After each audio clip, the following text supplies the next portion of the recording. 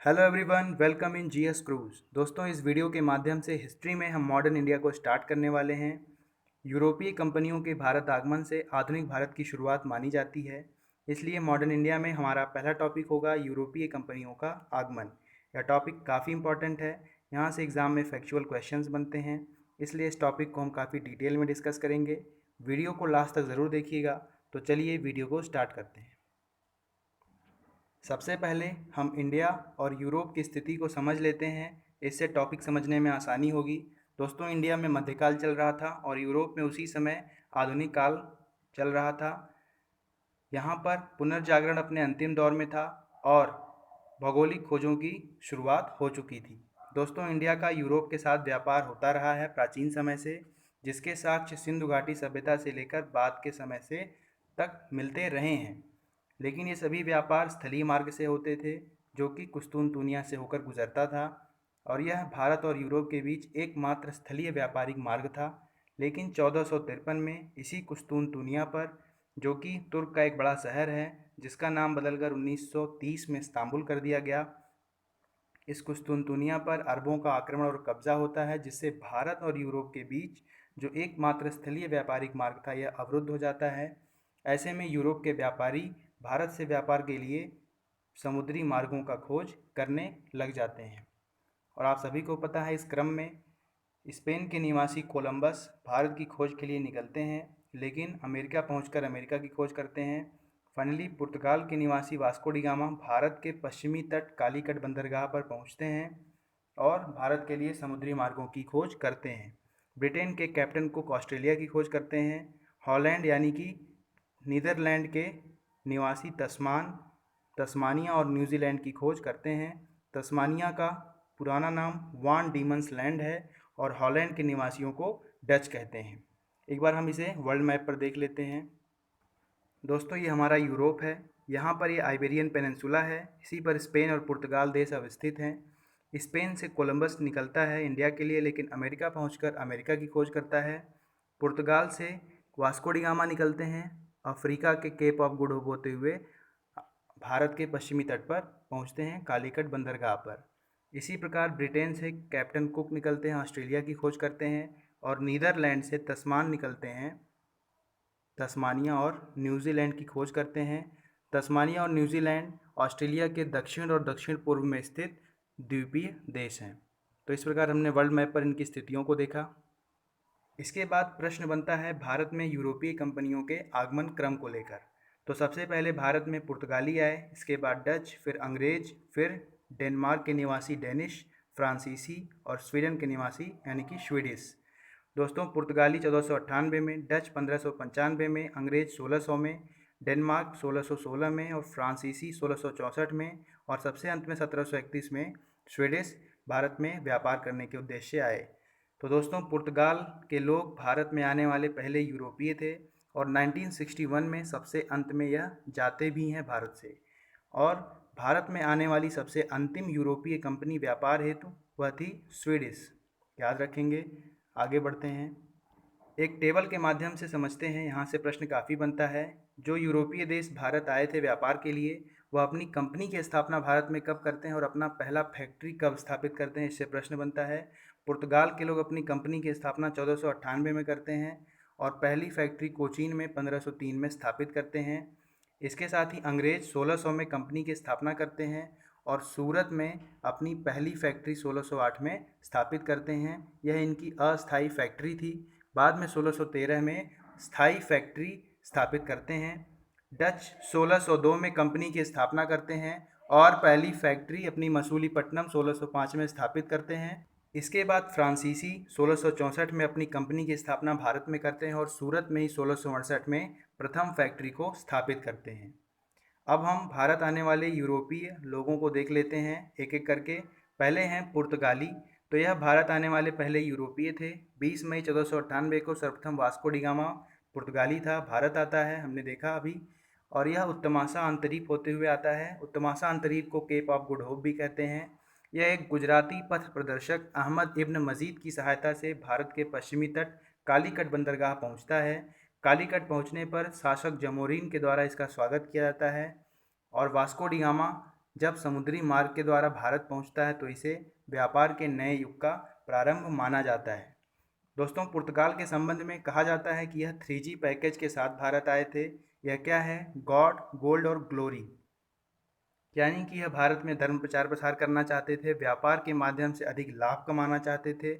और उस समय यूरोप में अधिक प्रतिष्ठा पाने की होड़ मची थी, जिसे भारत के द्वारा यह प्राप्त करना चाहते थे, व्यापार के माध्यम से अधिक लाभ कमाकर। अब हम देखते हैं पुर्तगालियों के जो गवर्नर भारत में आए। उसमें पहला है फ्रांसिस्को द अल्मीडा। 1505 से 1509 में प्रथम पुर्तगाली वायसराय और गवर्नर बनकर भारत आता है। हिंद महासागर में व्यापारिक एकाधिकार को स्थापित करने के लिए ब्लू वाटर पॉलिसी चलाता है। याद रखेंगे, यहाँ से प्रश्न बनता है, लेकिन इसकी यह पॉलिसी असफल रहती है और इस कारण यह 1509 में भारत से वापस चला जाता है।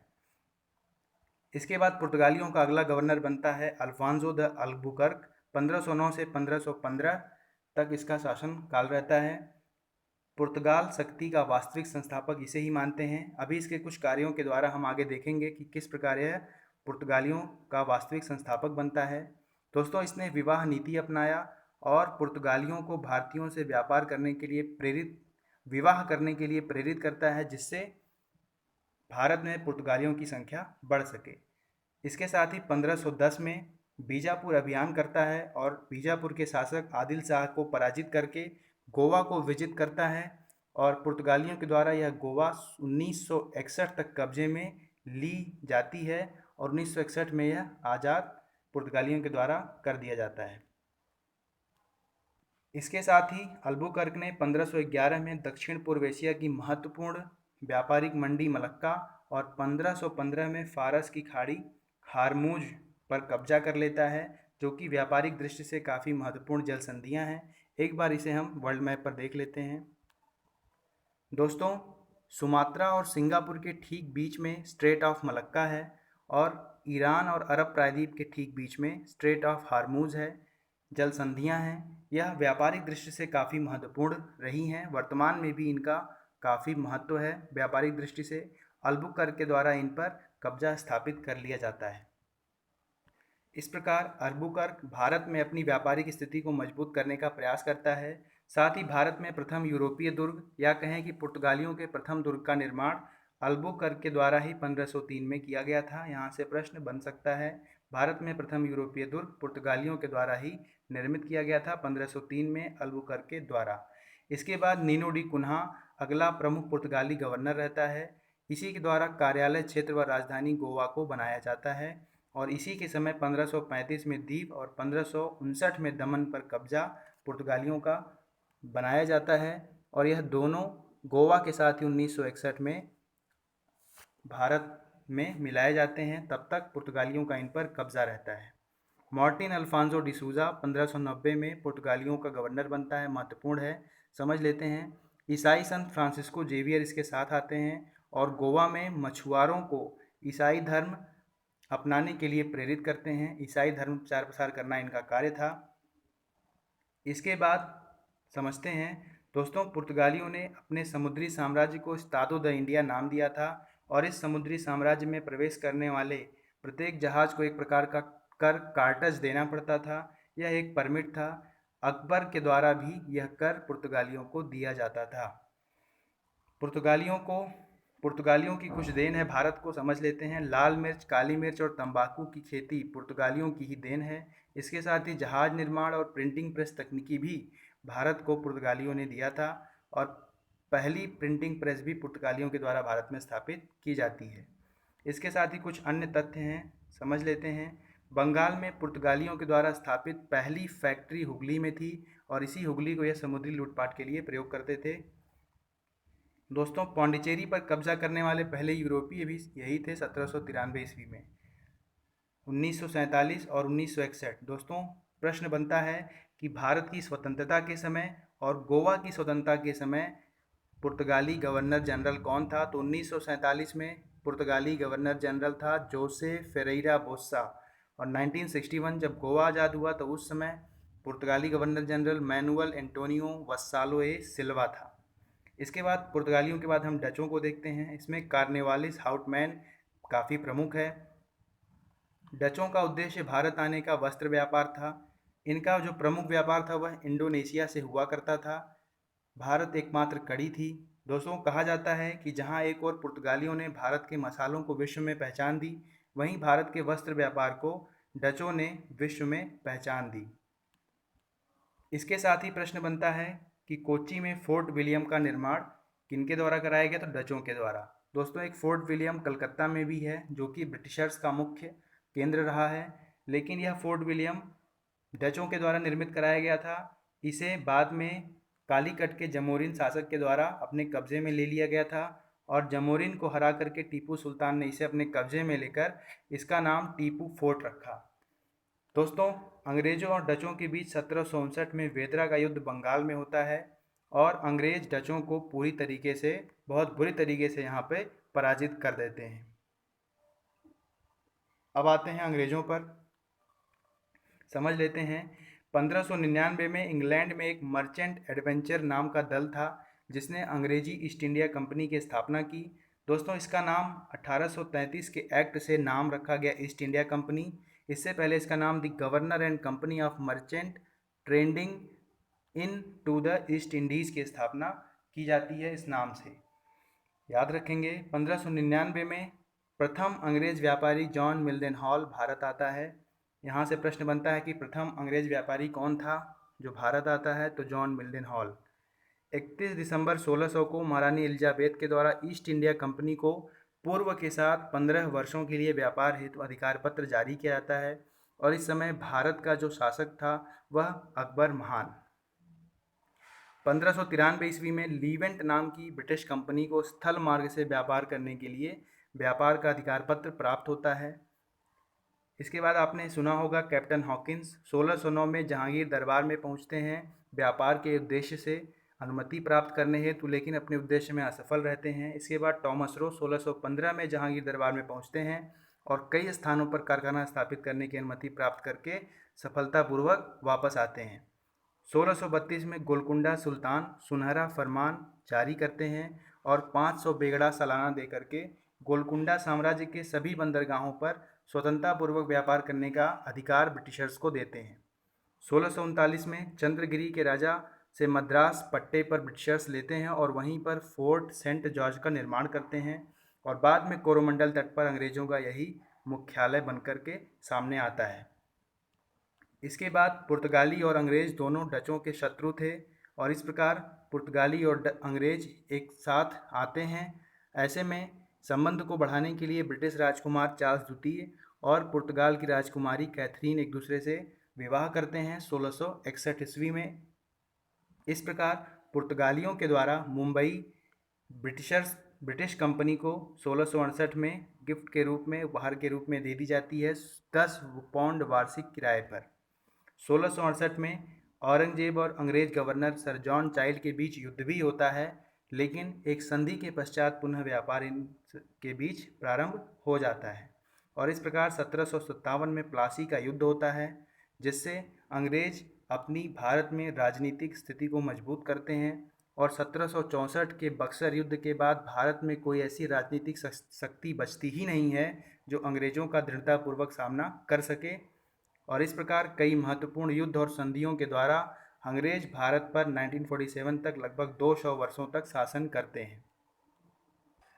अंग्रेजों के बाद फ्रांसीसी आए। 1664 में लुई 14वां के काल में काल्बर्ट के द्वारा फ्रेंच ईस्ट इंडिया कंपनी की स्थापना की गई। 1668 में सूरत में औरंगजेब की आज्ञा से पहली फैक्ट्री फ्रांसीसियों के द्वारा स्थापित की जाती है, हमने ऊपर पढ़ा। 1669 में मसूलीपट्टनम में गोलकुंडा के सुल्तान की अनुमति से दूसरी फैक्ट्री स्थापित करते हैं। 1673 में फ्रांसिस मार्टिन के द्वारा बालीकोंडापुरम के सूबेदार से एक छोटा सा गांव प्राप्त कर पौंडीचेरी की नींव फ्रांसीसी के द्वारा रखी जाती है। 1674 ईस्वी में चंद्रनगर की कोठी निर्मित की जाती है बंगाल सूबेदार शाइस्ता खां की आज्ञा से। याद रखेंगे, चंद्रनगर की कोठी बंगाल सूबेदार शाइस्ता खां की आज्ञा से फ्रांसीसियों के द्वारा निर्मित की जाती है। दोस्तों, फ्रांसीसियों का एक गवर्नर था डुप्ले। यह फ्रांसीसी शक्ति को भारत में बढ़ाना चाहता था और इसके इस प्रयास के कारण ही फ्रांसीसी और अंग्रेज एक दूसरे के आमने सामने आ जाते हैं और इनके बीच संघर्ष प्रारंभ हो जाता है और इस संघर्ष के कारण अंग्रेज और फ्रांसीसियों में काफ़ी बड़ा युद्ध होता है जिसे हम कर्नाटक युद्ध कहते हैं। 3 कर्नाटक युद्ध होते हैं। प्रथम कर्नाटक युद्ध 1746 से 48 में होता है। इसका कारण ऑस्ट्रिया का उत्तराधिकार युद्ध होता है। ऑस्ट्रिया में उत्तराधिकार युद्ध होता है जहाँ पर 2 गुट होते हैं, फ्रांस और ब्रिटिश गुट।